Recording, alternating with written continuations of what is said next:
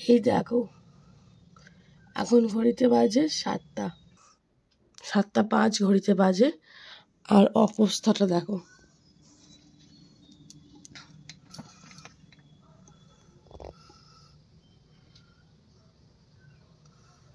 পুরো কুয়াশায় আচ্ছন্ন চারিদিকে, প্রচুর প্রচুর কুয়াশা এসছে।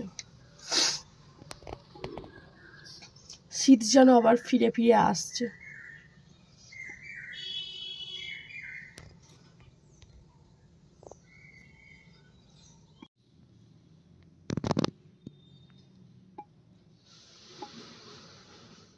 তো উঠেছি অনেকটা সকালে, সর্দিতে জ্বরেতে চোখ মুখ ফুলে গেছে, একদম কথা বলতে পারছি না।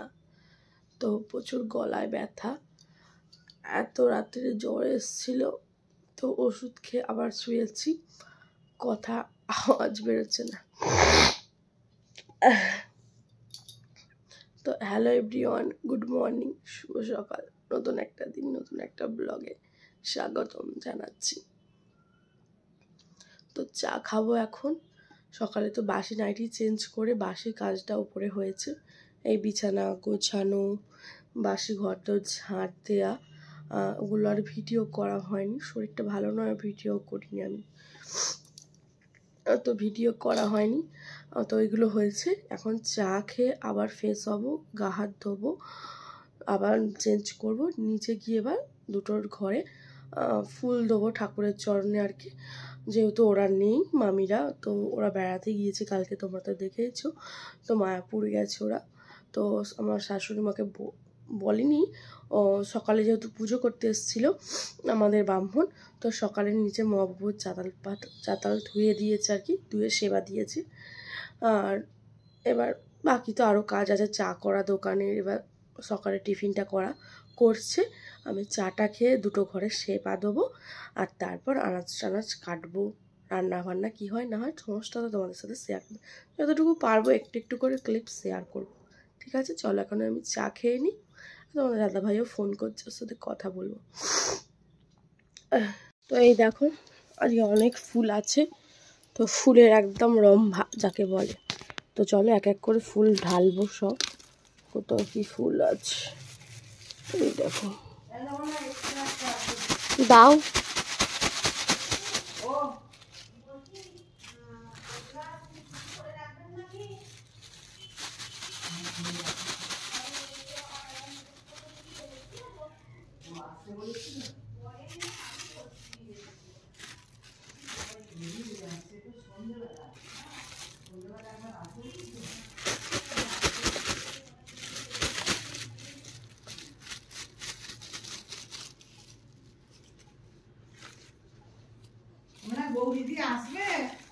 কি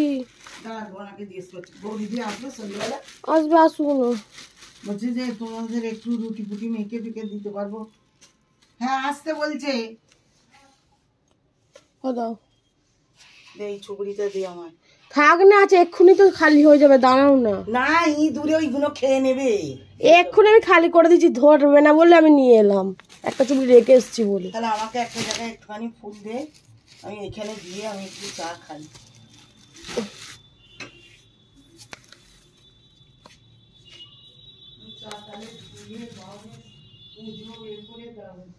দাদা মুড়ি ফুড়ি পাঠিয়ে দিয়ে আমি নিয়ে পাঠিয়ে, দাদা কি কি কিনবে আমি জানি না সব, আমি খালি বললাম একটু মাছ ফাছ যদি খাও দিয়ে, ওদের তো ওই আলু আছে, ওই আলু ভালো তো, জানি না আমি কি করে জানবো ভালো কিনা, কি করবি সেটা তো বলবি, এখন সেবার দিই তা ভাবছি ভালো লাগছে না, তাহলে বলবি যে মামাকে বলবো। তো গৌরী দিদিদের গাছ আছে, ওদের গাছ আছে।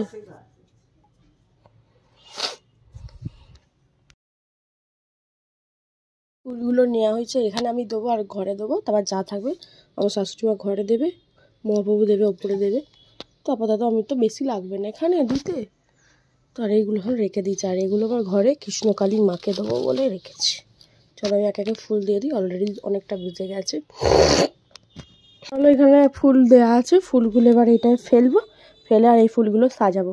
আগে আমি ফুলগুলো ফেলে নিই, ফেলে তারপর সাজাচ্ছি।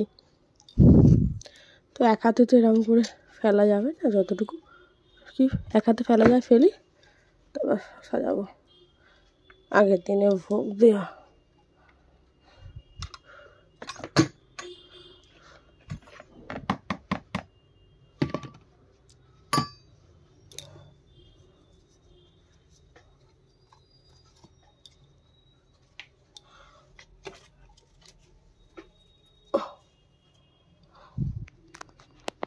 ফুল দিয়ে তোমার সাজানো হয়ে গেছে, যতটা পেরেছি সাজিয়েছি।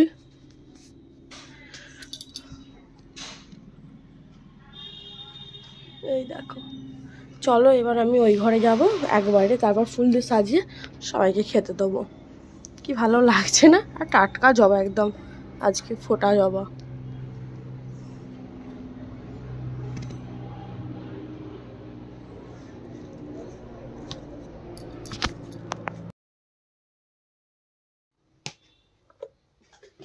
এই দেখো,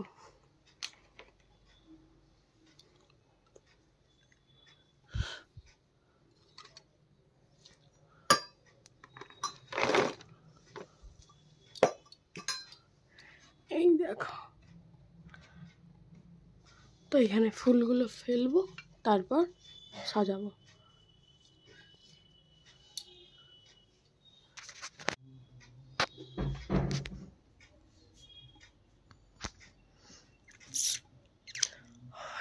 বাবা আমার হাতে লাগছে, কি উঁচু এইটা, আমি লাগান পাচ্ছি না, লেংচে লেংচে আমার হাতে ব্যথা হয়ে গেল। চলো, এদিকে আলু কাটা হয়ে গেছে, এদিকে সমস্ত কিছু কাটাকুটি রেডি। চা করে দোকানে দিয়ে কোনো না, সকালবেলা হলে দিতে যাবো। সবটাই তো দিয়ে দেবে, ওইটুকু তরকারি বা খেতে রাখলে। কোনটা? গিয়েছিলাম ছাদে, গিয়েছিলাম কিছু জামা কাপড় কাচতে, আর ওইদিকে রান্না চাপিয়ে দিয়েছি। একদিকে ভাত, একদিকে ডাল, একদিকে তরকারি, আর কি ভাজাভুজি হচ্ছে, ঢ্যাঁড়স ভাজা হচ্ছে, তারপর তরকারি চাপাবো আর কি।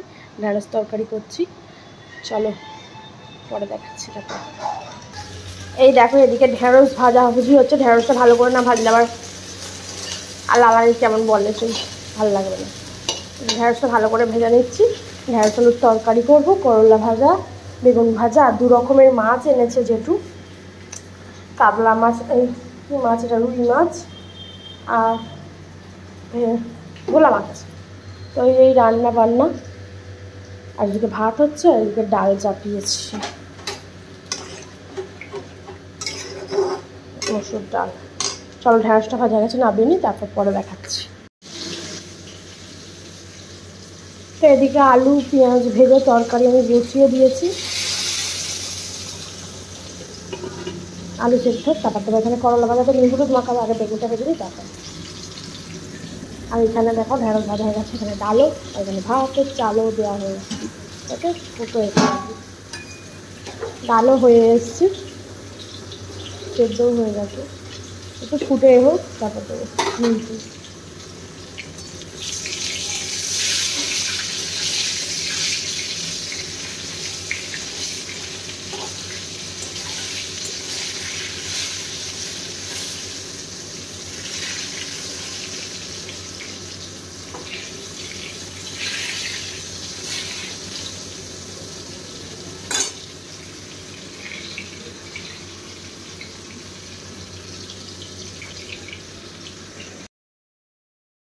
রান্না বান্না কমপ্লিট। এদিকে তরকারি, ভাজা ভুজি, ডাল, ভাত, আর এখানে মাছ ভাজা চলছে, দুদিকে দুটো করা। একদিকে ভোলা মাছ ভাজা হচ্ছে, একদিকে রুই মাছ।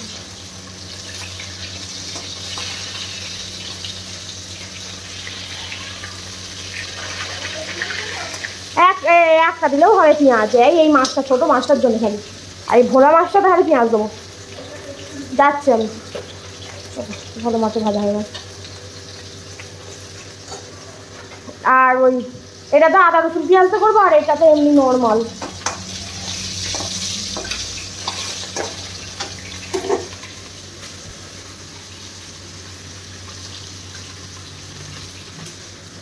এদিকে মাছের ঝাল হচ্ছে, ভেবেছিলাম টমেটো দিয়ে কালো জিরেতে করবো, বাট মিরা দিদি বেশি পেঁয়াজ কেটে ফেলেছে বলে একটুখানি ছিল তো দিয়ে দিয়েছি। পেঁয়াজ নষ্ট করবো পেঁয়াজটা আবার। আর এদিকে আমার দেবরের জন্য ভোলা মাছের ঝাল হয়েছে, চাপা দিয়ে দিই, হয়ে গেছে। আর এদিকে তো রান্না বান্না আছে। এই প্লেটগুলো মীরা দিদি, ফতে, শাশু আর বড় মামা শ্বশুরের জন্য বেড়ে রাখবো। ঝালটার জুসটা একটু মরু, তাহলে ভেঙে যাবে মাছগুলো।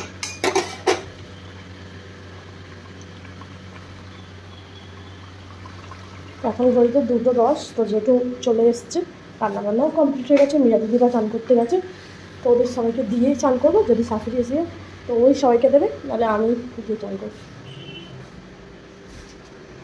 তো এই হচ্ছে মাছের ঝাল। তো বড় মামা, শাশুড়ি আর মীরা দিদি আর ফতের জন্যে তুলে পেতে চাপা দিয়ে গেলাম। আর বোলটা যেমন আমার দেবরের, মাছটা এখানে রেখেছে। আর বোলটার মাছটা এখানে রাখলাম, বোলটার মাছটা কড়াতেই আছে, গরম করে দেবে যদি খায়। এখানে এই হচ্ছে মাছ, আর এই হচ্ছে ভাত, বেগুন ভাজা, করলা ভাজা, মসুর ডাল,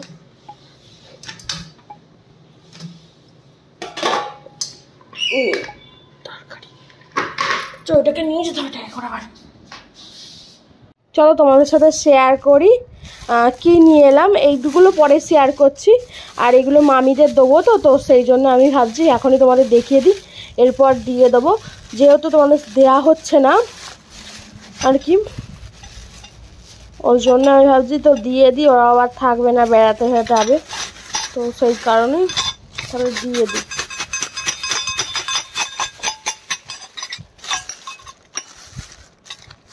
ও তো এই দেখো, তো এইটা পরে আমি দেখাচ্ছি, পরে আমি দেখাবো, এখন আমার টাইম নেই অত, অনেকটা বেলা হয়ে যাচ্ছে, নিচে যাব। তো এই দেখো, এই দুটো নেওয়া হয়েছে মামির, 2 মামির জন্যে। এটা তুলে দিতে হবে, 2 মামির জন্য এই ধূপদানিগুলো নেওয়া হয়েছে। তারাপীঠে গিয়েছিলাম, তো আমার মাই পছন্দ করে আর কি এনে দিয়েছে, আমার আর যাওয়া হয়নি, তো সেই জন্য তোমাদের সাথে কোনো ভিডিও শেয়ার করতে পারিনি। তো এগুলো আমার মাই পছন্দ করে এনে দিয়েছে 2 মামির জন্য। তো কেমন হয়েছে অবশ্যই জানো। আর খুব ভারী, একদম একদম ওয়েটলি, একদম অনেক কাল পর্যন্ত যাবে, একদম পুরো ভারী ওয়েট। তো চলো কেমন হয়েছে অবশ্যই জানিয়ে কমেন্টে। চলো এখন চলো তোমাদের তো দেখিয়ে দিলাম যে মামিদের কী কী দিলাম। আর আমার মা আমার কৃষ্ণকালী মায়ের জন্য তো এই থালাটা আর গ্লাসটা আর কি নিয়ে এসছে। এই যে আমার কৃষ্ণকালী মা, তো মাকে এখন ওখানেই রাখা হয়েছে, কোথায় রাখবো আমি নিজেও ভেবে পাচ্ছি না। তো যাই হোক, এখন ওখানে আছে, আর আমি আড়ে শুচ্ছি যাতে মায়ের দিকে না পাওয়া যায়। তো আর এই জন্য মায়ের জন্য থালা গ্লাস নিয়ে এসছে আমার মা।